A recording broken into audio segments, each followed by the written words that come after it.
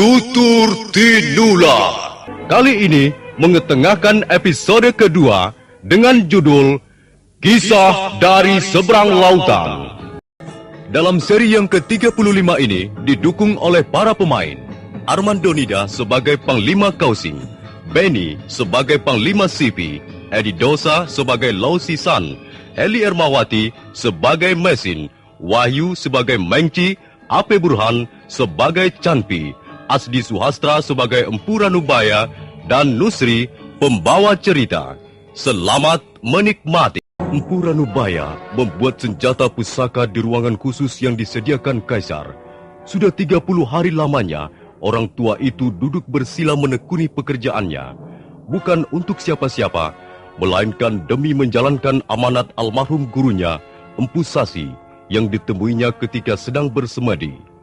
Mengci dan Panglima Sipi tidak senang melihat Kaisar Kublai Khan yang sepertinya sangat menaruh perhatian pada Empu Ranubaya.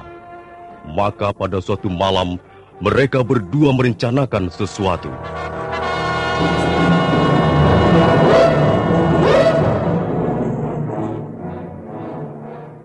Dengar, Mengci. Kau harus segera bertindak. Hanya, apa yang harus saya lakukan, Panglima Sipi? Carilah 5 sampai 10 orang prajurit pilihan yang bisa dipercaya. Oh, iya Panglima. Oh, lalu pergilah ke tempat si Tua Ranubaya itu. Bunuh saja dia. Membunuh dia di tempat itu juga. Itu pekerjaan yang tidak terlalu suka, Panglima. Baik. Tunggu.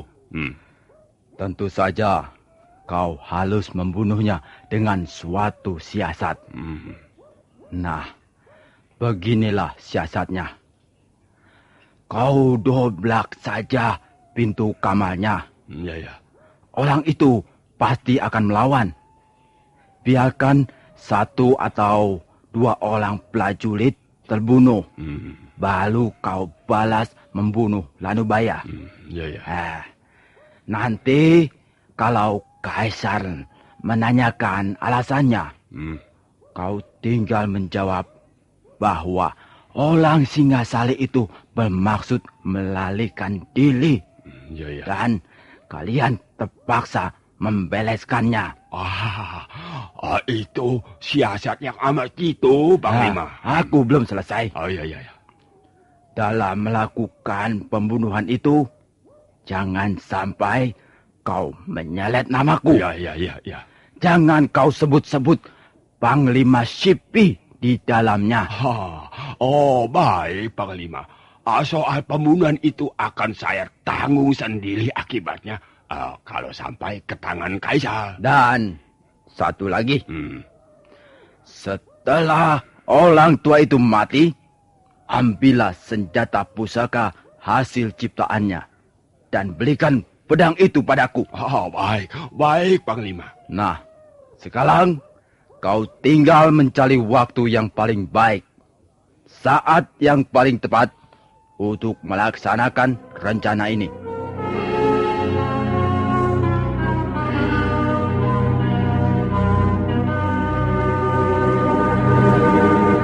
Mengci segera meninggalkan Wisma Panglima Sipi. Pintu Wisma tertutup kembali. Pada saat itu dari balik rimbunan pohon-pohon hias, muncullah sesosok tubuh manusia. Mereka merencanakan pembunuhan Pak Tua Ranubaya. Dan rupanya Panglima Sipi ingin memiliki pedang pusaka itu. Aku harus segera melaporkannya pada Panglima Kausi.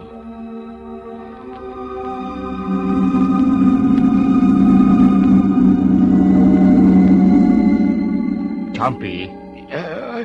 Ya, Panglima. Apa kau mendengar sendiri pembicaraan itu? Iya, Panglima. Saya mendengar sendiri. Saya mendengar pembicaraan mereka dari balik jendela Wisma Sipi. Kalau begitu, kita juga harus bertindak untuk melindungi Tuan Ranubaya. Apakah kita sendiri yang harus menjaga ruangan Pak Tua Ranubaya, Panglima? Apakah kemungkinan malam ini mereka akan melaksanakan rencananya? Iya, saya belum bisa memastikannya, Panglima. Tapi rasanya tidak. Malam ini saya kira mereka belum siap. Baiklah.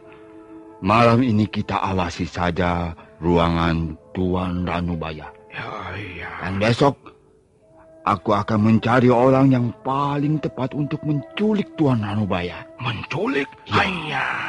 Dia harus diamankan. Setelah pekerjaan membuat senjata selesai, baru aku akan melaporkan segalanya kepada Kaisar. Apakah senjata itu belum juga selesai, Panglima? Menurut Tuan Ranubaya, tinggal merampungkan sarungnya. Iya, Panglima Shihbi sangat mengincar senjata pusaka itu.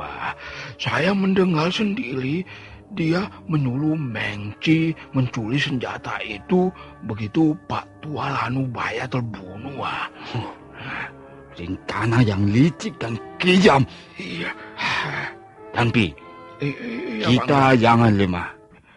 Dan ingat, kau jangan sekali-kali bertindak atas namaku.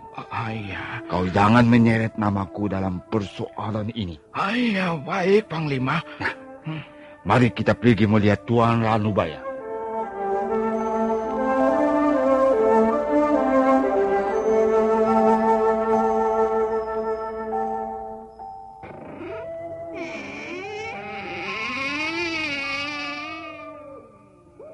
Selamat malam, Tuan Ranubaya. Tuan Ranubaya. Kok diam saja, Panglima?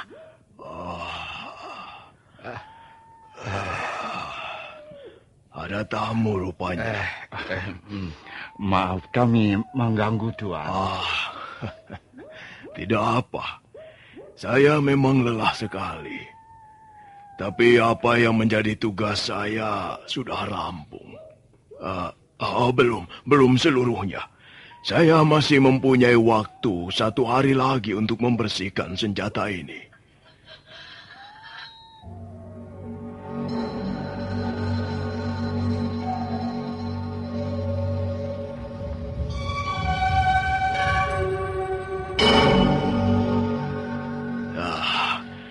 Bagaimana menurut pendapat tuan-tuan?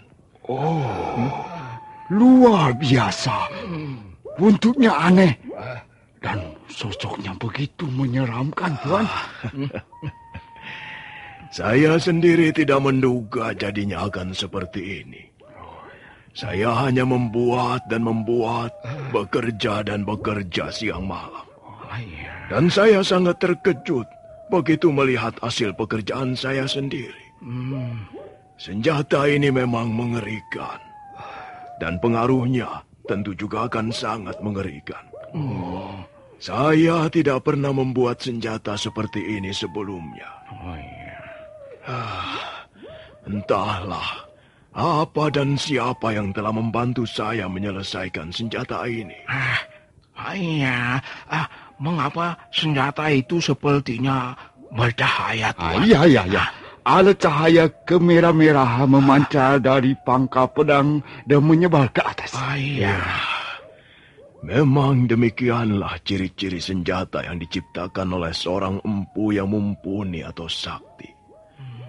Senjata itu pasti akan memperlihatkan pamor atau cahaya begitu keluar dari sarungnya.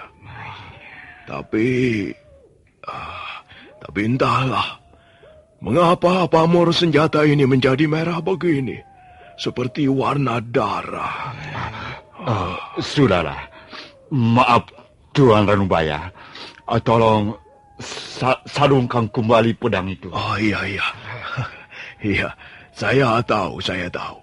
Hawa senjata ini memang sangat panas. Dibutuhkan tangan-tangan perkasa yang dingin, yang penuh kasih untuk menjinakkannya. Kalau tidak, senjata ini akan menyeret pengaruh iblis yang sangat merusak. Bagaimana tuan-tuan? Apakah tuan-tuan mempunyai keperluan datang kemari? apakah Kaisar sudah menanyakan perihal senjata ini? Barangkali besok lusa saya sudah bisa menyerahkannya pada beliau. Tidak, Tuan Lanubaya. Kami hanya ingin melihat keadaan Tuan. Kami khawatir Tuan jatuh sakit karena bekerja terlalu keras siang malam. Iya. Saya memang tidur sedikit sekali. Itu pun banyak terganggu. Seringkali prajurit-prajurit melewati lorong di depan itu.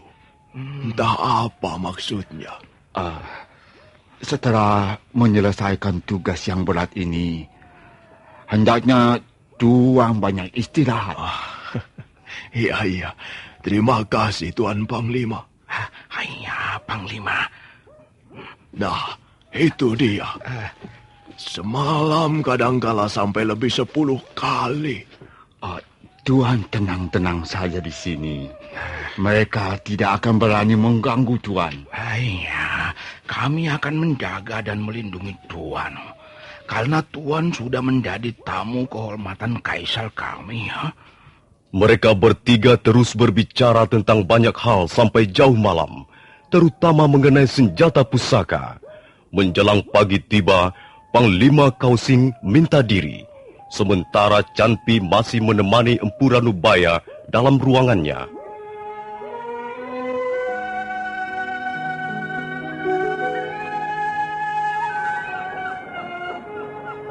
Kuil pingsan terletak di wilayah Provinsi Minking. Kuil yang sederhana itu nampak tentram berdiri berseberangan dengan Bukit Homosan. Di belakangnya nampak barisan bukit-bukit kecil yang sambung menyambung sampai ke provinsi lain di bagian Tiongkok Selatan. Sedang di depan terbentang lautan membiru yang menghubungkan dengan bagian lain dari bumi yang dihuni manusia. Fajar pagi baru tiba. Sinar surya menyapu pasir pantai yang masih berkabut. Mendadak terdengar suara derap kaki kuda yang makin lama makin mendekat.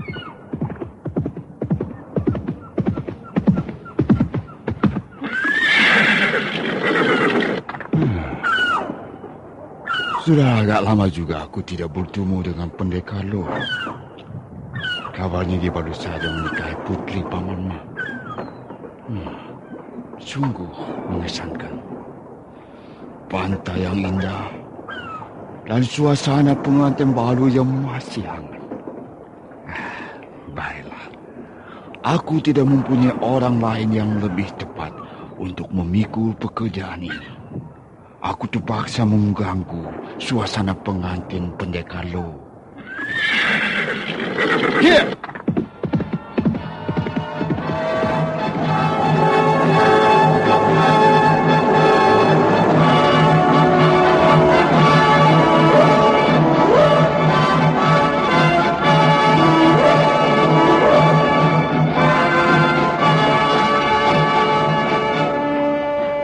Menyenangkan sekali. Udara pagi yang bersih, angin laut yang segar, burung camar, semangkok arak yang harum, dan seorang wanita cantik. Hidupmu sungguh bahagia, Pendekar Lo.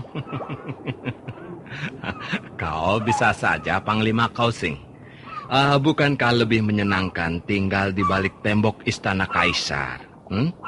Kulihat kau pun bahagia, wajahmu cerah dan pelutmu semakin membesar. Kita sudah lama juga tidak bertemu, Pendekar Lo. Oh, iya. Aku lihat terakhir kalinya ketika kau menghadiri pesta perkawinanku. Betul. Aku tidak menyangka. Akhirnya kau mempunyai seorang istri juga.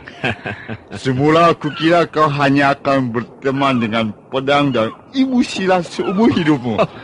Bagaimana kabar istrimu, Pendekar Lo? Ya, biasa-biasa saja.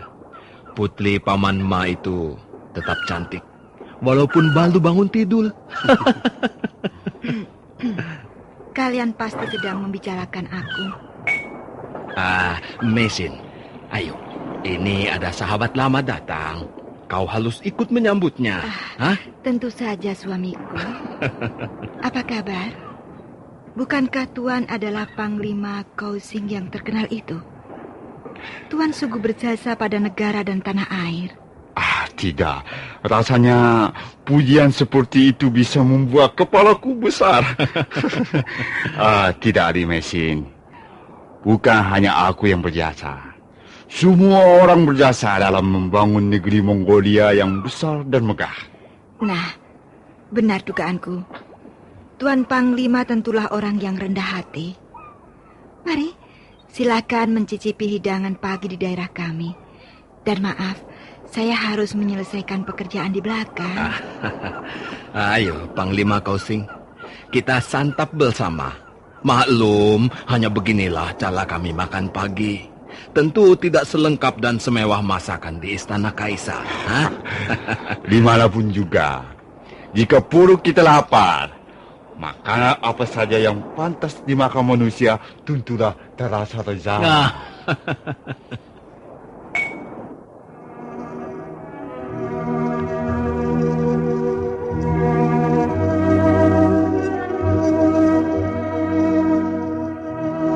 Setelah merampungkan makannya, Panglima Kausing mulai menceritakan maksud kedatangannya.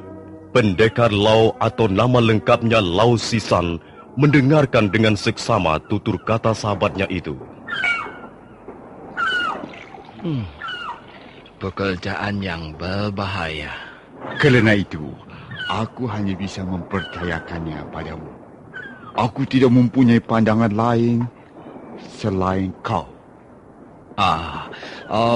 Bagaimana kalau sampai Kaisar tahu? Soal Kaisar adalah urusanku. Tugasmu hanya menculik dan mengamankan orang yang kumaksud itu. Bagaimana? Ya, aku harus melundingkan dengan istriku dulu. Karena hal ini bisa melepotkan ayah mertuaku. Kau tahu kan? Ayah mertuaku selama ini hidup dengan tentram, mengulus kuil pingsan. Tak pernah ada masalah yang mengganggu beliau. Ya, Paman Ma memang seorang pendeta yang taat dan setia pada ajaran yang dianutnya. Maka aku kira lebih baik kau merahasiakan soal ini. Jangan sampai Paman Ma tahu. Apakah aku harus bekerja sendiri atau harus membawa teman? Kau membutuhkan teman untuk tugas ini. Iya, aku kira begitu. Kau sudah dapat orang? Sudah. Istriku sendiri. Gila! Kau jangan bercanda, Lolo. Tugas ini bukan main-main. Aku masih cukup walas, Panglima. Belum gila, belum. Kau kira istriku itu apa? Kalau hanya membeleskan seorang atau dua orang prajurit Mongolia, dia sanggup melakukannya. Apa kau tidak percaya? Aku lupa. Putri Pamama tentulah belajar juga emosi lagi. Baik. Kalau begitu, aku tunggu saja kalian di istana, di Wisma. Panglima, selama ini aku banyak berhutang budi padamu. Di samping itu, kau juga sahabat lamaku yang terbaik. Karena itu, aku akan berusaha membantumu semampu kekuatanku. Terima kasih, Pendekar Lau.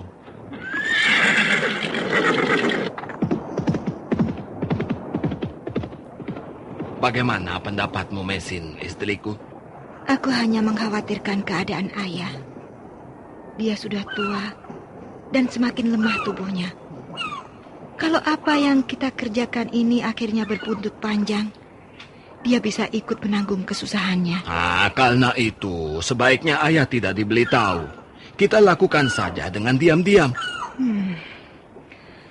Ada apa sebenarnya di balik ini semua, Lau? Mengapa orang itu harus kita culik dan kita amankan? Apakah dia orang yang berbahaya? Dia sudah tua. Dia bukan orang Mongol. Dia datang dari negeri yang jauh, Singasali. Mengapa kita harus menculiknya? Soalnya ada sekelompok orang dalam istana yang ingin membunuhnya. Dan Panglima Kausing tak ingin hal itu terjadi. Mengapa Panglima Kausing mati-matian membela orang tua itu? Sudahlah. Mengapa kau menjadi bulung camal yang tak mau berhenti berbunyi? Kalau kau keberatan, kau boleh menemani ayah di rumah. Aku akan mencari orang untuk menemaniku nanti malam. Tidak. Aku harus pergi bersamamu. Nah, kalau kau mau pergi bersamaku, aku akan menguji kemampuanmu Sekalang. Aku takut kau sudah melupakan ilmu silatmu setelah menjadi Nyonya Lau yang manja. Aku tak akan lupa pada ilmu yang sudah kupelajari dari ayahku. Mau coba? Hiat! Hup! Hiat! Hiat!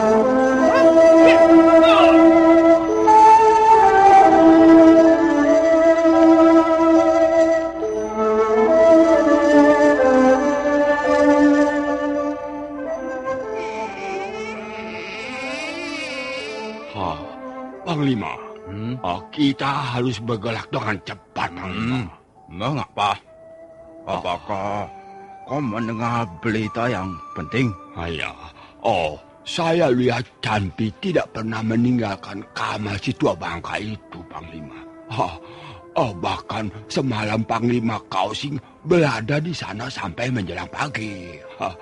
Nampaknya mereka sudah mencium lencana kita, Panglima. Apakah senjata itu sudah selesai dibuat? Saya mendapat keterangan dari seorang prajurit yang ditugaskan mengawasi orang itu. Katanya malam ini Panglima Kausing akan mengantarkan orang tua itu menyerahkan senjata pusaka pada Kaisar. Kalau begitu, tak ada jalan lain. Kau lihat Panglima Kausing sekarang di mana? Dia ada di wismanya. Menurut laporan seorang prajurit, dia pergi sampai menjelang tengah malam hari, baru kembali. Canpi? Di mana dia? Saya tidak tahu, Panglima. Tak seorang pun melihatnya. Kalau begitu, si tua Ranubaya hanya sendirian di kamarnya. Ya, agaknya memang begitu, Panglima. Baik, kita tidak bisa menunda lagi rencana kita ini. Bawalah prajurit-prajuritmu. Sekarang juga kita bergerak. Baik, Panglima. Ingat, ya, jangan membawa-bawa namaku. Saya akan menunggu hasilnya di sini.